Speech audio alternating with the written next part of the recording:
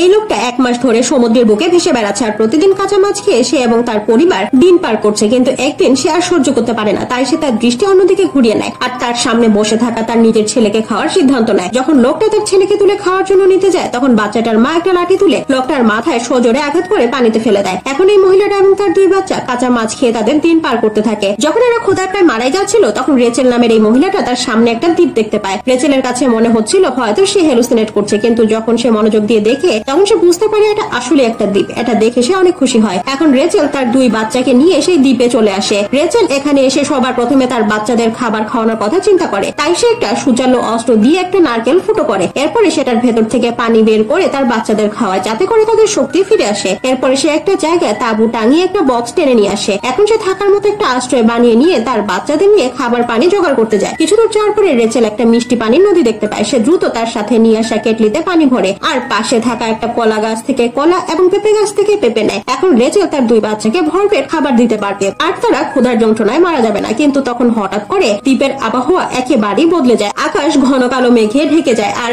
আগাম কোনো আভাস না দিয়েই হঠাৎ করে মুষলধারে বৃষ্টি শুরু হয়। রেচেল দ্রুত তার 2 বাচ্চাকে নিয়ে বৃষ্টি থেকে বাঁচার জন্য তার বানানো তাঁবুর নিচে আসে, কিন্তু তখন সে রিয়েলাইজ করে সে যে তাঁবুটা টাঙিয়েছে সেটা একেবারেই ছেঁড়া একটা কাপড় ছিল। এখন তার কাছে তার 2 বাচ্চাকে কাপড় দিয়ে মুড়িয়ে রাখা ছাড়া আর কোনো উপায় নেই। যখন বৃষ্টি থামে তখন রেচেল লক্ষ্য করে তার এই ছোট্ট ক্যাম্পটা একেবারে লন্ডভন্ড হয়ে গেছে। এখন রেচেল বুঝতে পারে তাকে নতুন করে একটা আশ্রয় বানাতে হবে। এমন সময় হঠাৎ করে রেচেলের ছোট ছেলে তাকে মা বলে ডাকে আর যখন রেচেল পেছনে ঘুরে তাকায় তখন দেখতে পায় কাঠ দিয়ে বানানো একটা ঘর সেখানে রয়েছে। সে এটা দেখে অনেক খুশি হয় এবং দ্রুত সেই ঘরটার ভিতরে চলে আসে।